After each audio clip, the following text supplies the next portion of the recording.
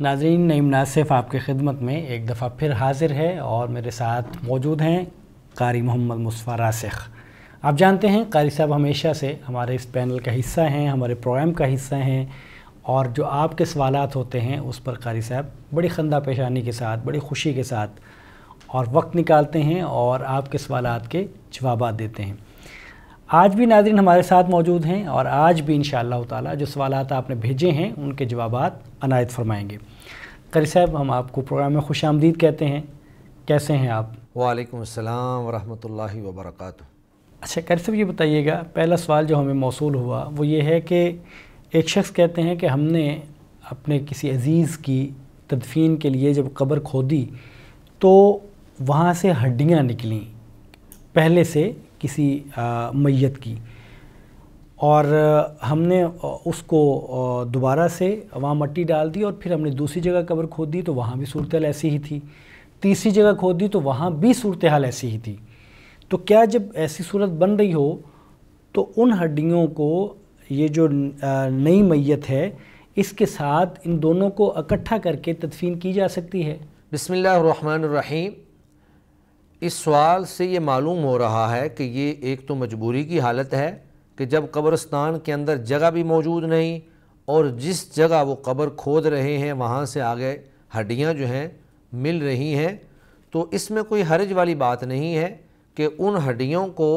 आप वही जो मैयत दफन कर रहे हैं आप उसके साथ ही उन हड्डियों को भी रख दें। नबी मुकर्रम सल्लल्लाहु अलैहि वसल्लम की एक हदीस मुबारक है कि क़यामत वाले दिन एक एक कब्र से 70 लोग जो हैं वो उठेंगे। तो इसका मतलब ये है कि एक जगह जो कब्र बनी है वहाँ पर फिर दोबारा किसी को दफन किया जाएगा, तीसरी बार दफन किया जाएगा, हत्ता कि एक एक कब्र की जगह पर 70 लोग जो हैं वो मुख्तलिफ़ औक़ात में मदफून होंगे और क़यामत के दिन वो वहाँ से उठ खड़े होंगे। और जब ओहद के शहीदों को दफन किया गया तो चूँकि शुहदा की तादाद ज़्यादा थी तो अल्लाह के नबी सल्लल्लाहु अलैहि वसल्लम ने कहा कि एक के कब्र के अंदर 2-2 या 3-3 लोगों को दफन किया जाए। तो जब शुहदाए ओहद को जो एक ही वक़्त में दफन किए जा रहे थे उनको 2-2 या 3-3 को दफन किया जा सकता है, तो पुरानी हड्डियाँ या पुरानी मैयत वहाँ उसी जगह पे एक दूसरी मैयत को दफन करने में भी कोई हर्ज वाली बात नहीं है। शेख, ये एक सवाल है, बड़ा लंबा सवाल है, बल्कि एक सवाल के अंदर 3 सवालात हैं। सवाल ये है कि क्या कब्र को पुख्ता बनाना, उस पर ईंटें लगाना या पत्थर लगाना ये जायज़ है? और इसी के अंदर सवाल ये है कि क्या अगर कब्र जितना शरई एतबार से उसको ऊंचा बनाया जाना चाहिए उससे ज़्यादा ऊंची हो तो क्या उसको पस्त किया जा सकता है? और अगर कब्र पक्की बनी हुई है, उस पर पत्थर लगा हुआ हो, तो वो पत्थर उसका उतारना और उतार के उसको बेच देना ये कैसा है? दीन इस्लाम के अंदर कब्र को पुख्ता करना, उसको चूना गच करना या उसको बुलंद बनाना या उसके ऊपर तामीर करना ये दुरुस्त नहीं है। आप सल्लल्लाहु अलैहि वसल्लम ने इससे मना किया है। सैयदना जाबिर बिन अब्दुल्ला अंसारी रज़ी अल्लाह ताला अन्हु अपने बाप से रिवायत करते हैं कि नहा रसूलुल्लाह सल्लल्लाहु अलैहि वसल्लम अन युजस्ससल क़ब्रु व अन युक़अद अलैहि व अन युबना अलैहि, कि अल्लाह के नबी सल्लल्लाहु अलैहि वसल्लम ने इस बात से मना फरमाया कि कब्र को पुख्ता बनाया जाए या कब्र के ऊपर मुजावर बनकर बैठा जाए या उसके ऊपर कोई तामीर की जाए। तो कब्र जो है वो बिल्कुल सादा होनी चाहिए, कच्ची होनी चाहिए, उसके ऊपर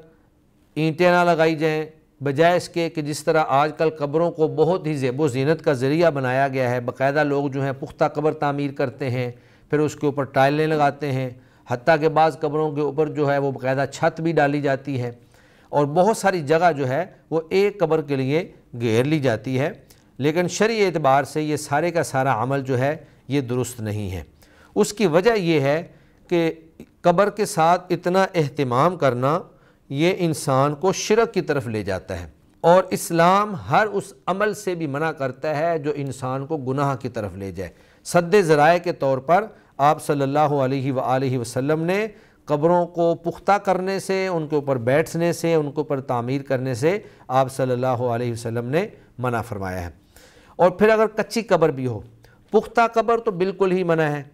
اور اگر کچی قبر بھی ہو تو وہ بھی ایک بالشت یعنی ایک گٹھ جو ہے اس سے زیادہ اونچی نہیں ہونی چاہیے۔ نبی مکرم صلی اللہ علیہ وآلہ وسلم نے سیدنا علی بن ابی طالب رضی اللہ تعالی عنہ کو اس مشن پر بھیجا کہ آپ جائیں اور لا تدع تمثالا الا تمستہ ولا قبرا مشرفا الا سویتہ،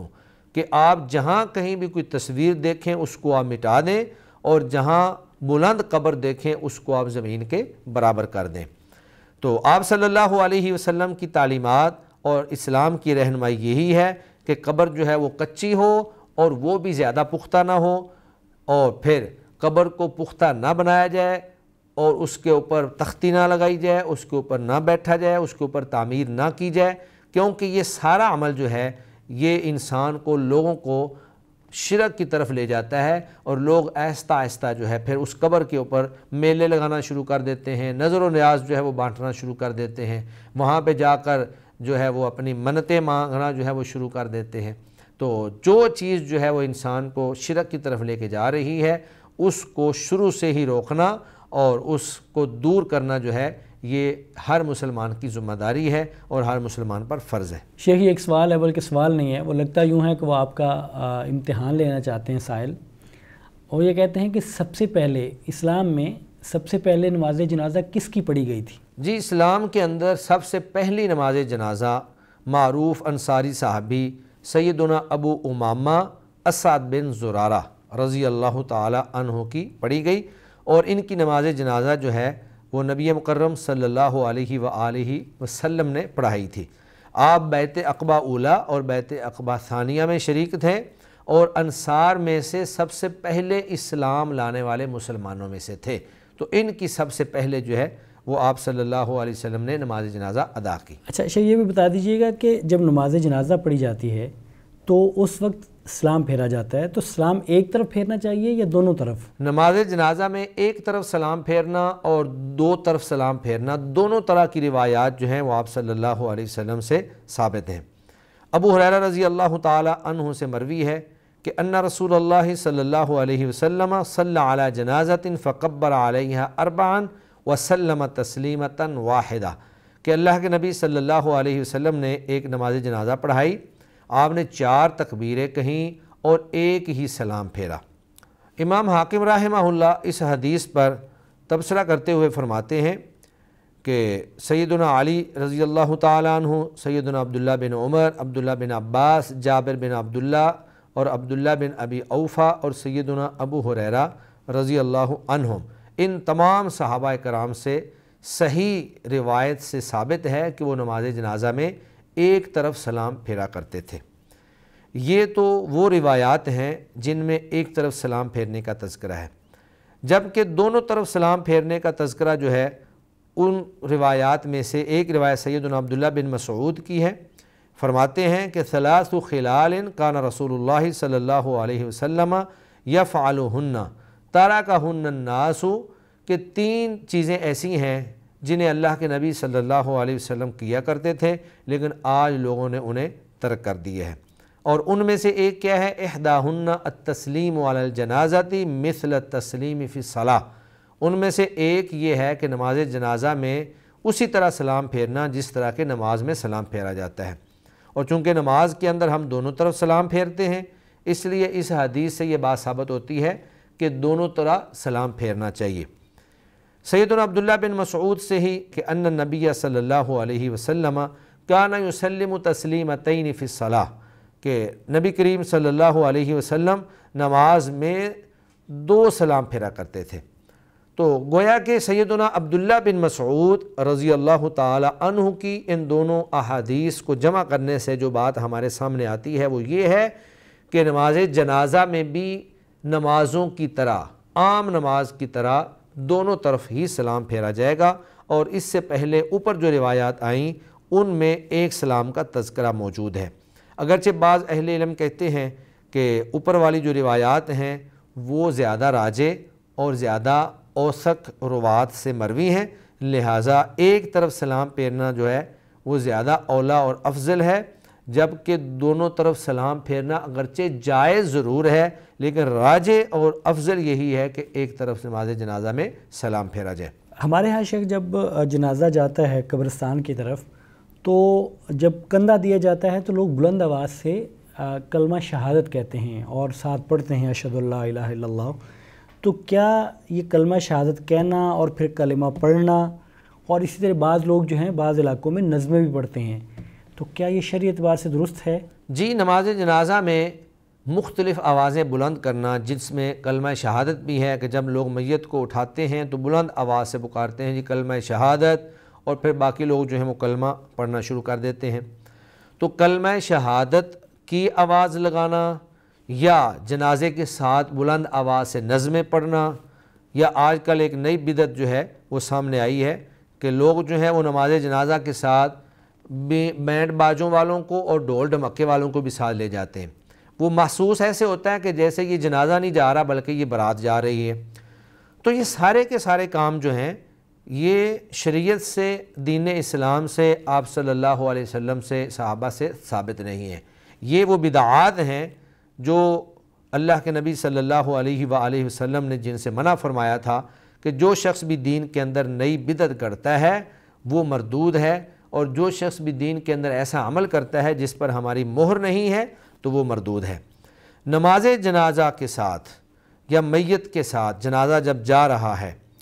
بلند آواز سے کلمہ پڑھنا یا نظمیں پڑھنا یا پھر ڈھول ڈھمکا ساتھ لے کر جانا یہ تو دور کی بات ہے۔ صحابہ کرام تو جنازہ کے ساتھ آواز بلند کرنا بھی ناپسند کیا کرتے تھے۔ سیدنا قیس بن عباد جو ہیں ان سے مروی ہے، فرماتے ہیں کانا اصحاب النبی صلی اللہ علیہ وسلم یکرہون رفع الصوت عند الجنائز، کہ صحابہ کرام رضوان اللہ علیہم اجمعین جنازوں کے پاس آواز بلند کرنا بھی ناپسند کرتے تھے۔ اسی طرح ایک مرفوع روایت ہے جو اپنے مختلف شواہد کی بنیاد پر قوی ہے کہ رسول اللہ صلی اللہ علیہ وسلم نے فرمایا لا تتبع الجنازۃ بصوت ولا نار، کہ جنازے کے پیچھے آواز اور آگ جو ہے وہ پیچھے نہ لگائی جائے، یعنی اونچی آواز اور آگ جو ہے وہ ساتھ لے کر نہ چلا جائے۔ تو آپ صلی اللہ علیہ وآلہ وسلم نے تو نماز جنازہ کے ساتھ اور جنازوں کے ساتھ بلند آواز سے ویسے بولنے کو ہی ناپسند کیا ہے، اور صحابہ کرام بھی اس کو ناپسند کرتے تھے۔ یہ جائے کہ انسان جو ہے وہ بلند آواز سے کلمہ شہادت پکارے اور پھر باقی لوگ کلمہ پڑھیں، یا وہاں پہ نظمیں پڑھی جائیں یا ڈھول بجایا جائے، باجے بجائے جائیں، تو یہ ساری کی ساری چیزیں جو ہیں یہ جنازے کے احترام کے منافی ہیں، اور آپ صلی اللہ علیہ وآلہ وسلم سے یہ باتیں ثابت نہیں ہیں، لہذا ہمیں ان سے احتراز کرنا چاہیے اور اجتناب کرنا چاہیے۔ اچھا شیخ، یہ بھی بتائیے گا کہ اگر کوئی میت جو ہے وہ خاتون ہے، مؤنث ہے، تو اس کے جو غیر محرم ہیں وہ اس کی میت کو کندھا دے سکتے ہیں؟ بعض لوگ کہتے ہیں کہ دے دینا چاہیے اور بعض کہتے ہیں نہیں دینا چاہیے۔ غیر محرم عورت ہو یا محرم عورت ہو، اس کے جنازے کو کندھا دینا مردوں کے لیے بالکل جائز اور درست ہے، کیونکہ جنازہ لے کر جانا، عورت کو دفن کرنا یا مرد کو دفن کرنا، میت کو دفن کرنا، یہ صرف اور صرف مردوں کا کام ہے، یہ خواتین کا کام نہیں ہے۔ بعض وہ روایات جن میں اللہ کے نبی صلی اللہ علیہ وسلم نے ایک مسلمان کے حقوق بیان کیے ہیں، ان میں سے ایک حق یہ بھی ہے کہ واتباع الجنائز، کہ جنازے میں ان کے ساتھ چلا جائے۔ اسی طرح ایک روایت میں آپ صلی اللہ علیہ وسلم نے فرمایا کہ عودوا المرضى واتبعوا الجنائز، کہ مریضوں کی عیادت کرو اور جنازوں کے پیچھے پیچھے چلو، تو تذکرکم الآخرہ، اس سے تمہیں آخرت جو ہے وہ یاد آئے گی۔ اور ایک روایت کی یہ الفاظ بھی ہیں، سیدہ ام عطیہ رضی اللہ عنہا فرماتی ہیں نہینا عن اتباع الجنائز، کہ اللہ کے نبی نے ہمیں جنازوں کے پیچھے چلنے سے منع فرمایا۔ تو یہ دونوں طرح کی روایات سے جو بات ہمیں معلوم ہوتی ہے وہ یہ ہے کہ مردوں کو تو جنازے کے پیچھے چلنے اور جنازے کے ساتھ چلنے کا حکم ہے، جبکہ عورتوں کو اس سے منع کیا گیا ہے۔ تو جب عورتیں جنازے کے ساتھ جا ہی نہیں سکتی ہیں اور یہ کام اللہ نے مردوں کے سپرد کر دیا ہے، تو پھر بے شک کوئی فوت ہونے والا مرد ہو یا عورت ہو، وہ محرم ہو یا غیر محرم ہو، اس کی میت کو کندھا کوئی بھی دے سکتا ہے، محرم یا غیر محرم، اس میں کوئی حرج والی بات نہیں ہے۔ امام بخاری رحمہ اللہ نے بخاری شریف کے اندر ایک باب جو ہے وہ قائم کیا ہے، اور وہ یہ ہے کہ باب حمل الرجال الجنازۃ دون النساء، کہ جنازے کو صرف مرد ہی اٹھائیں گے، عورتیں نہیں اٹھائیں گے، جس سے اس بات کی طرف اشارہ ملتا ہے کہ جنازہ جو ہے میت اس کو صرف مرد ہی اٹھا سکتے ہیں، عورتیں جو ہیں وہ نہیں اٹھا سکتی۔ اور پھر جنازے کو کندھا دینا تو دور کی بات ہے، جنازے کو دفن کرنا، عورت کے جنازے کو بھی دفن کرنا، یہ غیر محرم جو ہے وہ بھی میت کو، عورت کی میت کو اٹھا کر قبر میں رکھ سکتا ہے، جیسا کہ سیدنا انس بن مالک رضی اللہ تعالی عنہ فرماتے ہیں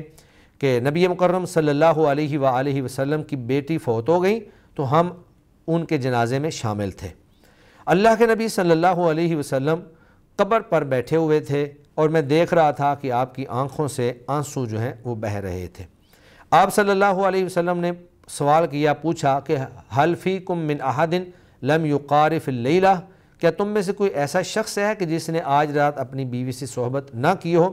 تو ابو طلحہ انصاری رضی اللہ تعالی عنہ نے فرمایا کہ انا یا رسول اللہ، اے اللہ کے رسول میں نے نہیں کی ہے۔ اللہ کے نبی نے فرمایا کہ آپ اس کی قبر میں اتریں، تو وہ ان کی قبر میں اترے اور انہوں نے انہیں قبر میں دفنایا۔ تو اس حدیث سے یہ بات معلوم ہوتی ہے کہ ابو طلحہ جو ہیں وہ آپ صلی اللہ علیہ وسلم کی بیٹی کے لیے غیر محرم تھے، لیکن ان کی میت کو انہوں نے قبر کے اندر دفنایا اور پکڑ کر جو ہے اس کو قبر میں ڈالا۔ تو جب عورت کی میت کو ایک غیر محرم جو ہے وہ قبر میں دفنا سکتا ہے تو کندھا دینا جو ہے بالاولیٰ جو ہے وہ درست ہوگا، کیونکہ دفناتے وقت تو ہاتھ بھی لگنے کا اندیشہ ہوتا ہے اور لگتا ہے، لیکن کندھا دینے میں تو کوئی حرج کی بات نہیں ہے۔ آپ نے تو صرف اس کی جو ہے چارپائی کو یا جس چیز کے اوپر بھی آپ نے میت کو ڈالا ہوا ہے اس میں صرف آپ نے اسی کو ہی کندھا دینا ہے۔ تو ان تمام روایات اور اللہ کے نبی صلی اللہ علیہ وسلم کے سامنے آپ کی بیٹی جو ہے ان کی تدفین کی روایت، ان کو سامنے رکھ کر ہم یہ کہہ سکتے ہیں کہ میت عورت کی ہو یا مرد کی ہو، کسی بھی میت کو کوئی بھی شخص جو ہے وہ کندھا دے سکتا ہے، اس میں محرم اور غیر محرم والی کوئی بات اور شرط موجود نہیں ہے۔ اچھا، ایک اس سے ملتا جلتا سوال ہے کہ کیا شوہر بیوی کو اور بیوی شوہر کو غسل دے سکتے ہیں؟ یعنی اگر شوہر پہلے فوت ہو جائے بیوی کی زندگی میں تو بیوی غسل دے دے، یا بیوی فوت ہو جائے شوہر کی زندگی میں تو شوہر غسل دے سکتا ہے؟ جی بالکل، شوہر اور بیوی جو ہیں وہ آپس میں ایک دوسرے کو غسل دے سکتے ہیں۔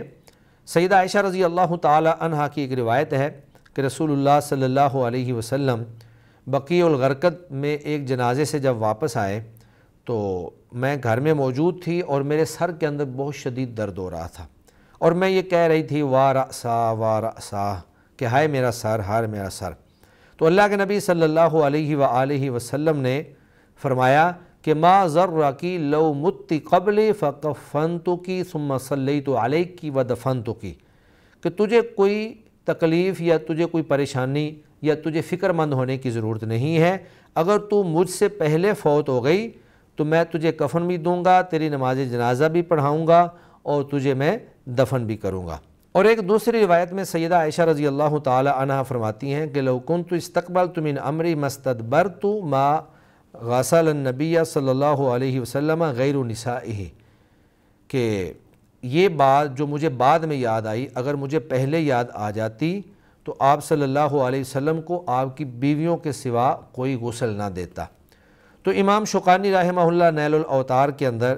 ان احادیث کو سامنے رکھ کر فرماتے ہیں کہ فیہ دلیل علی ان المرأة یغسلها زوجها اذا ماتت وہی تغسلہ قیاسا، کہ ان احادیث کے اندر اس بات کی دلیل موجود ہے کہ اگر خاوند فوت ہو جائے تو اس کی بیوی اس کو غسل دے سکتی ہے، اور اگر بیوی فوت ہو جائے تو خاوند جو ہے وہ اس کو غسل دے سکتا ہے۔ اسی طرح تاریخ سے یہ بات ثابت ہے کہ جب سیدنا ابو بکر صدیق رضی اللہ تعالی عنہ فوت ہوئے تو ان کی بیوی اسماء بنت امیس نے ان کو غسل دیا۔ ایسے ہی سیدہ فاطمہ رضی اللہ تعالی عنہا نے یہ وصیت کی تھی کہ جب وہ فوت ہو جائیں تو ان کو جو ہے حضرت علی رضی اللہ تعالی عنہ جو ہے وہ غسل دے۔ تو جب سیدہ فاطمہ رضی اللہ تعالی عنہا فوت ہوئیں تو سیدنا علی رضی اللہ تعالی عنہ نے ان کو غسل دیا۔ تو یہ ساری روایات اور صحابہ کرام کا یہ سارا عمل جو ہے، اس سے یہ بات ثابت ہوتی ہے کہ بیوی جو ہے وہ اپنے خامد کو اور خامد جو ہے وہ اپنی بیوی کو غسل دے سکتا ہے، کیونکہ وہ باہم ایک دوسرے کے لیے محرم ہیں، اور ان کو اگر اللہ رب العزت دونوں کو جنت میں جگہ دیتے ہیں تو وہ وہاں پر جنت میں بھی ایک دوسرے کے ساتھ میاں بیوی کا رشتہ جو ہے اس کے اندر منسلک ہو جائیں گے، اور وہاں پر جنت کے اندر جو ہے وہ اکٹھے وہاں پر موجود ہوں گے۔ شیخ جزاکم اللہ خیر، اللہ تعالیٰ آپ کو بہت برکتوں سے نوازے۔ ناظرین، یہ تھا آج کا پروگرام۔ یہ بڑا قیمتی پروگرام ہے اور اس پہ آپ کے سوالات آتے ہیں اور اس پہ بڑی قیمتی رہنمائی جو دلائل سے مزین ہوتی ہے اور جو شرعی حدود کے اندر رہ کے دی جاتی ہے۔ انشاءاللہ تعالیٰ یہ جاری ہے، آپ سوالات ہمیں بھیجتے رہیے، اعتماد سے بھیجیے۔ اللہ کی توفیق سے جو جوابات ہوں گے وہ قرآن و سنہ کی روشنی میں ہوں گے۔ آج ہم اس پروگرام سے ہمیں اجازت دیجیے۔ السلام علیکم ورحمۃ اللہ وبرکاتہ۔